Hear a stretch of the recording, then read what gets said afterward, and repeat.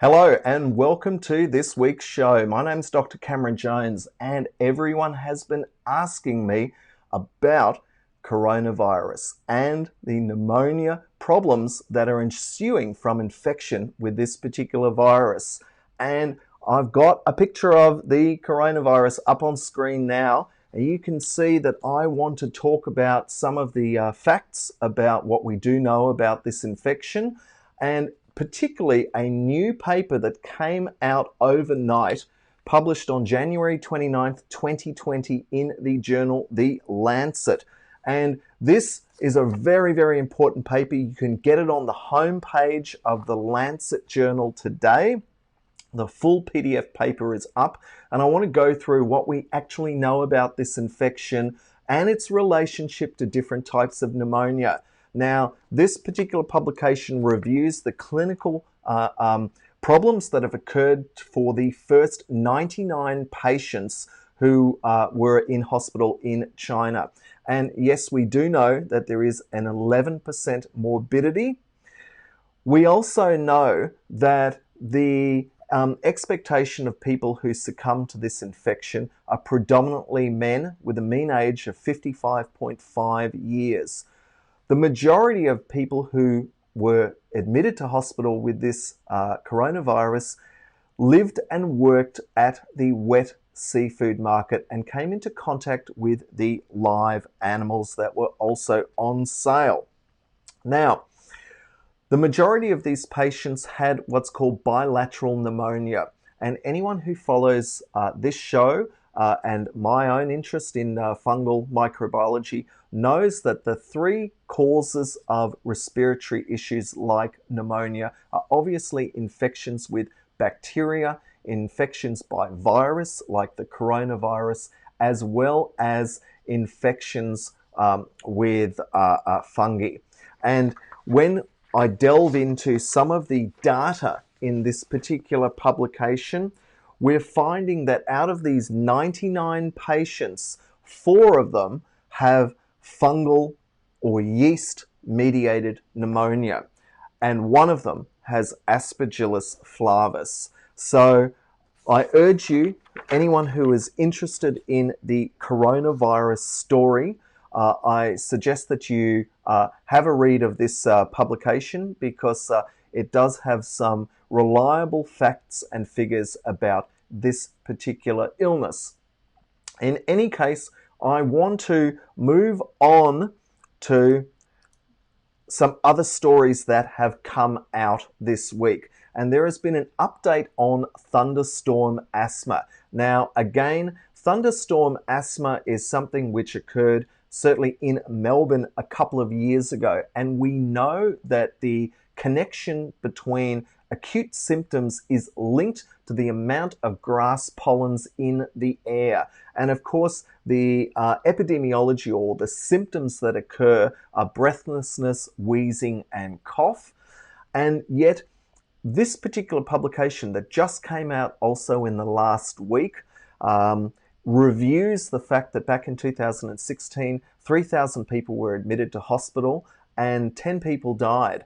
But the really interesting question is, what is the connection with fungal or mold spores that are present also in the air and are reasonably ubiquitous? And they do show concentration gradients throughout the day and year. And so what is the association with fungi? So these dominant group of authors at Melbourne University, they reviewed the literature, and out of 10 further studies, they found that 9 of the studies showed a very strong positive correlation with thunderstorm asthma. So the key take-home message here is it's not just the pollen, but it is the combination of the pollen plus the fungal mold spores which lead to these very acute symptoms in susceptible persons. Now, I also want to talk about a contentious topic about fogging and mold control. I received 2 phone calls in the last week from very concerned tenants telling me that contractors were coming into their property to fog their environment.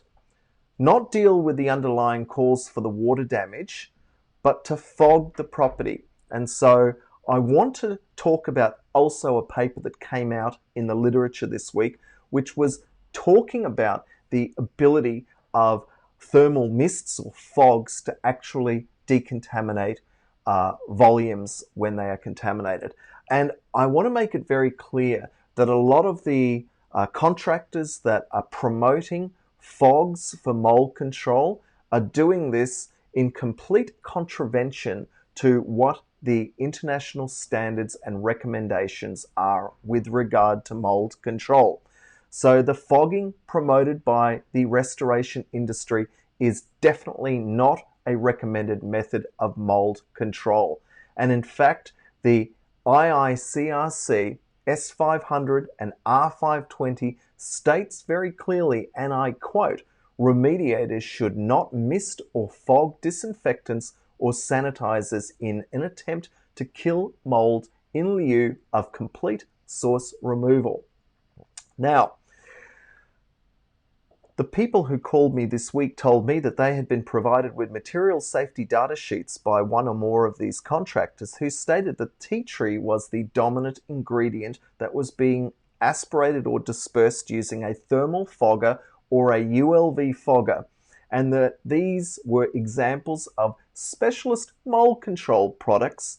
But I point out that when we and other scientists have gone looking for the peer review on these supposed fogs, we can't find any. So at best, these are disinfectants or sanitizers added at unknown concentrations, probably with the addition of surfactants, and essentially they are visually behaving exactly like a vaping mist. So it looks like something's occurring inside the room volume, but really nothing very actionable is actually happening to the bacteria, yeasts, or fungi within these room volumes.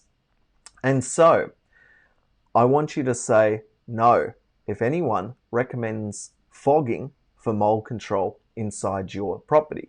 But this is the breaking news this week. So I want to talk to you about what actually came out this week, and the link to the paper regarding hydrogen peroxide fumigation I've put up here in red. It will also be in the show notes to the live stream video at the bottom of this after we get off the live stream, and also in the podcast, themoldshow.com, which will be uploaded later today. However, I want to talk about those situations where a room aspiration or a mist is appropriate, and it is certainly plausible to use a recognized disinfectant or sterilant at the correct concentration to deliver this into a fixed room volume.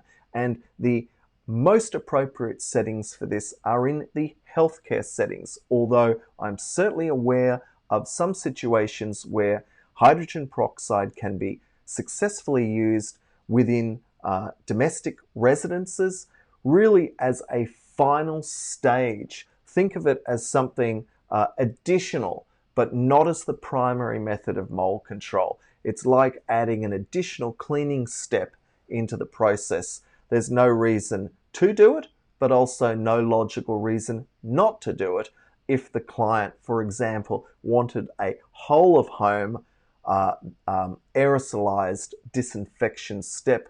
There are some situations where this could be done, and this type of paper that came out this week shows you how it can be done. So if we move on to what the paper actually stated, is that they were looking in the hospital context where patients actually contaminate a room.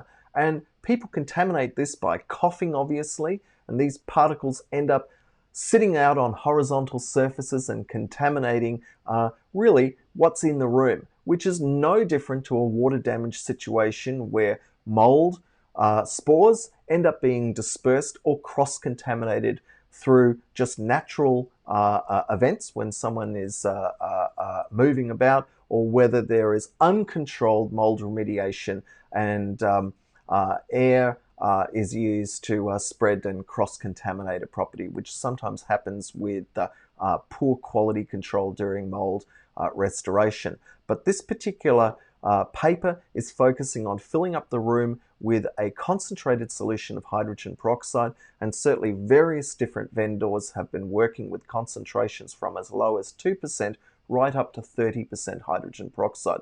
Bear in mind that hair dye, often used to change the color of hair, is often at 3 to 5%.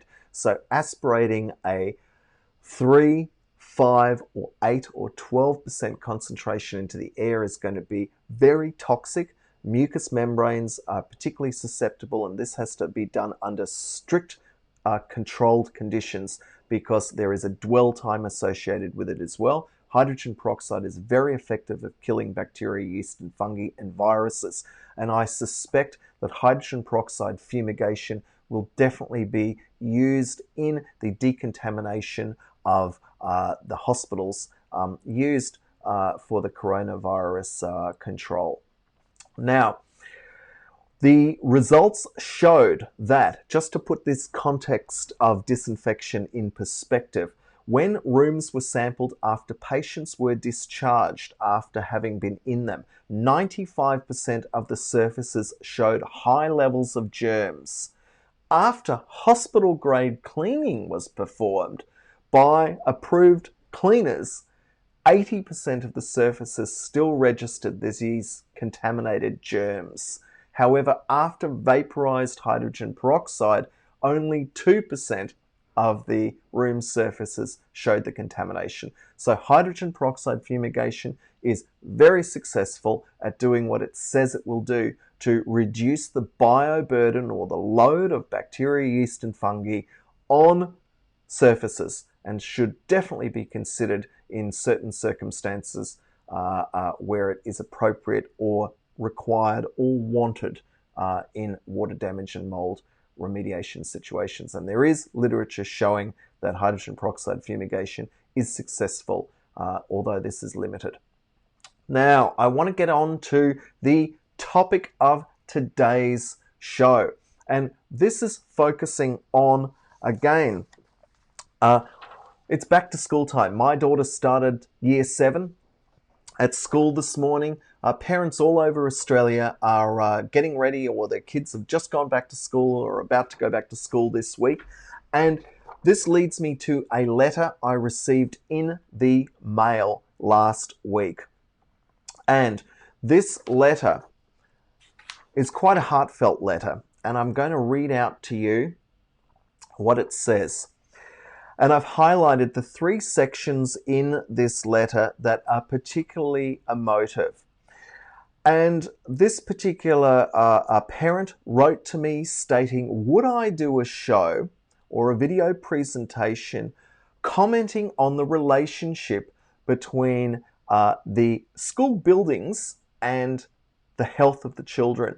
And that leads me into the fact that I have done numerous inspections and water damage and mold and air quality investigations in schools over the last decade.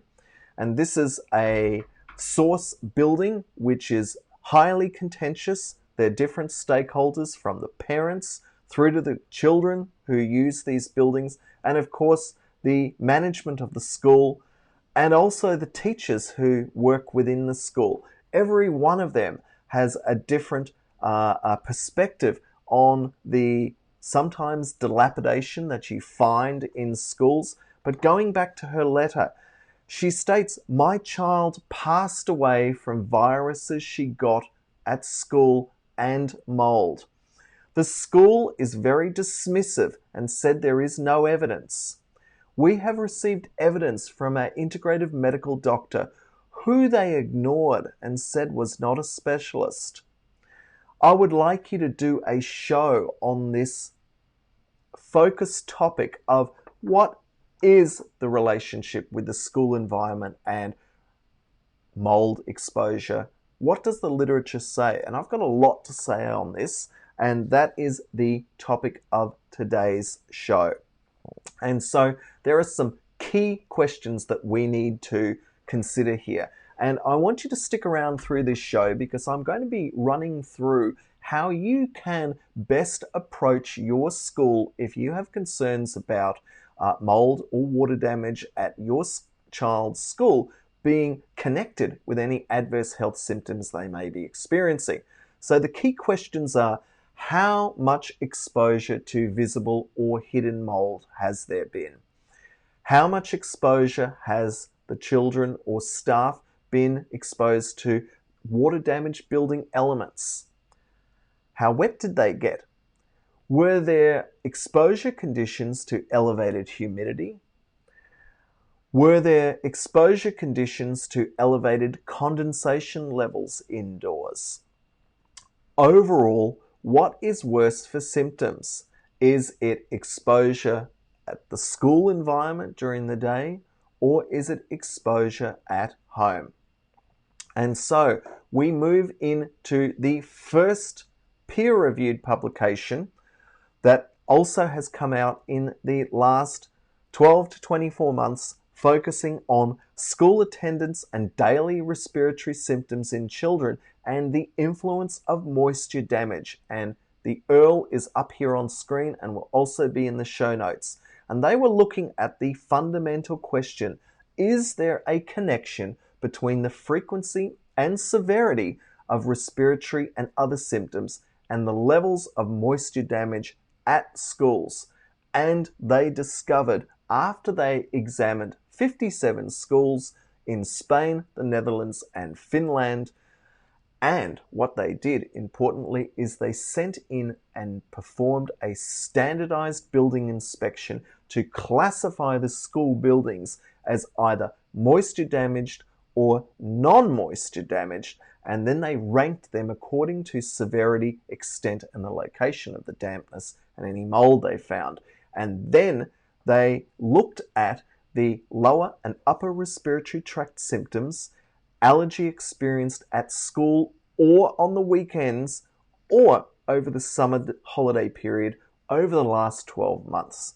And they used a self-administered questionnaire.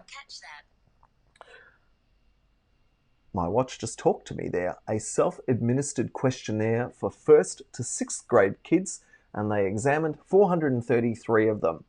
And they discovered, and their conclusion was, that respiratory symptoms were less frequent and less severe during the summer holidays and weekends.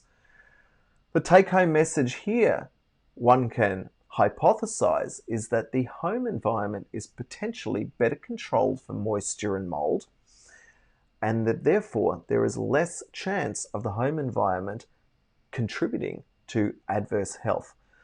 The pattern was much stronger for children attending moisture-damaged schools, meaning that the higher the exposure level to moldy conditions or dampness or condensation, the less likely they are to really get better in a sense. So the weekends and the school holidays are fundamentally important in showing an improvement to these adverse health conditions.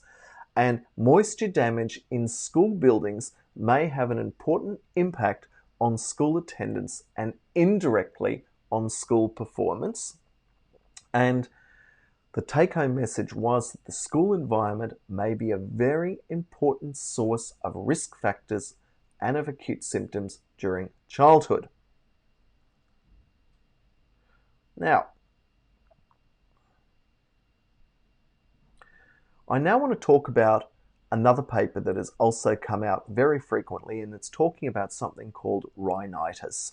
And rhinitis needs to be understood as an inflammation and a swelling of the mucous membranes in the nose, which really leads to a runny nose, stuffiness, and it is commonly connected with either allergy or experiencing of a cold. So this paper is focusing on whether or not you experience this constellation of symptoms and whether or not they are connected to the school environment or the home environment.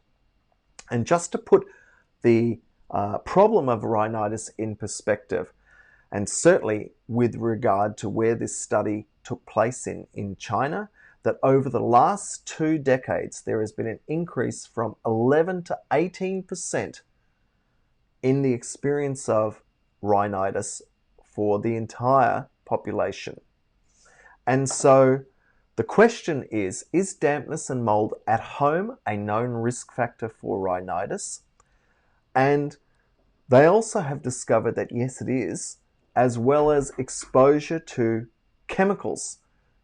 And they're the two things that need to be looked at. And so in this publication, they applied a questionnaire to students aged between 11 and 15, and then they measured a whole lot of the metrics concerning indoor air quality at the school and at home.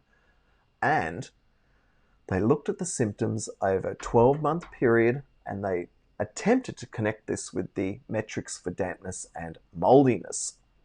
And guess what they found? They discovered that self-reported dampness and exposure to indoor mold at home was associated with the onset and a decrease in the remission of rhinitis for 2 years after the experiment began. Furthermore, recent redecoration of the home, such as renovation, indoor painting, and also buying of new furniture, was associated with the onset of rhinitis. Poor ventilation at school, especially measured by carbon dioxide, was associated with increased onset and decreased remission of rhinitis. And again, carbon dioxide is a very sensitive metric for measuring ventilation levels and rates. And many buildings may have inadequate ventilation, which again contributes to this rhinitis phenomena. Now, obviously, indoor relative humidity is associated with an increased onset and decreased remission rate of rhinitis. Furthermore, the PM10, which is particulate matter, which is the coarse particles, these are also associated with rhinitis. And we saw with the recent problems with the bushfire colloids, the bioaerosols from the smoke, that they are predominantly the PM2.5, but there was also a big spike in the PM10 levels as well. PM10 levels are a big, huge issue. So measuring those at school can also be connected with rhinitis. And certainly for rooms with carpets, often PM10 levels are easily elevated when people move around. So the take-home conclusion from this paper was that there is a need to increase ventilation flow in classrooms by installing mechanical ventilation. But even when mechanical ventilation is installed, it needs to have appropriate filtration to make sure that the particles don't get through. As well, there needs to be a big effort focusing on adequate maintenance of buildings and avoidance of risky construction practices and anything that could allow dampness and moisture to build up within the school building. So, what you've been waiting for, what should schools do? And again, I am looking at this next question here from another publication that is also very recent. And schools should design, operate, and maintain their school buildings in a manner that minimizes dampness and mold problems. Now, when dampness and mold problems do occur in schools, corrective action should promptly be undertaken. So we don't end up with a situation where a mother is writing me a letter to promote this concept because her child died. Now, this is not a good thing, and obviously, and we need to be very aware of the potential devastating impact that exposure to the built environment can have for some people. I don't know what the ins and outs of all of this case is, but I do know that from the perspective of the parent, they are convinced that had their school taken the exposure problem of the child being exposed to mold and water damage seriously, even after a doctor became involved, that her child might still be alive today. And so schools obviously need clear criteria defining what is dampness and what are unacceptable mold levels that, in a sense, flag fall when remedial actions need to occur. And a lack of these criteria creates situations that promote needless debate over what is or is not damp and mouldy, and this therefore hinders any efforts to reduce dampness and mold-related health impacts. And so it's very important because the peer-reviewed literature shows that there are statistically significant improvements in respiratory health outcomes after renovations. However, partial renovation, that means only doing half the job, doesn't improve health. And that's what the academic literature says. So the schools also need to not just do band-aid measures, but properly address all sources of water infiltration or accumulation. So some key questions to consider. There definitely is a positive connection between the home environmental factors and measured exposures in classrooms.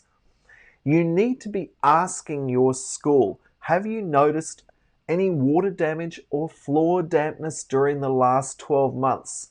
And this slide of the keynote presentation is perhaps one of the most important ones for this week, because these are how you would frame a dialogue with your school to open up the debate about whether or not the school needs to take action. And so, have you noticed any water damage or floor dampness during the last 12 months? Have you noticed any indoor mould during the last 12 months? These are very simple questions. Have you bought new furniture or renovated during the last 12 months? And this applies not only to the school, but also at home. And have you painted your dwelling indoors during the last 12 months? All of these are known factors linked with adverse health outcomes. And so these are the key questions to frame your connect the dots pathway towards working out whether or not there is a problem. And now this last paper came out in 2018, and this is some beautiful research actually from Ethiopia. And I have titled this slide, "If It's All Too Much for Your School," because in some situations the school might say, well, we don't know if it's a problem. So I should say, download this paper and read it. It's very easy to understand, and perhaps give it to your school, because suggesting to the school that they might need to consider measuring the impact of the indoor air contamination, and it might not be contaminated, but measure it to work out whether there is any potential risk or hazard to the students' or teachers' health and well-being. And in this publication, they talk about some of the history of indoor air pollution, and they highlight the fact that even the World Health Organization have stated that 3.8 million deaths per annum are due to adverse indoor air pollution, and that 2 to 6% of the overall population in developed countries is allergic to mold or fungi. Therefore, it's very possible that when your child says, I feel worse when I'm at school, we've had water damage, that there could be a connection here.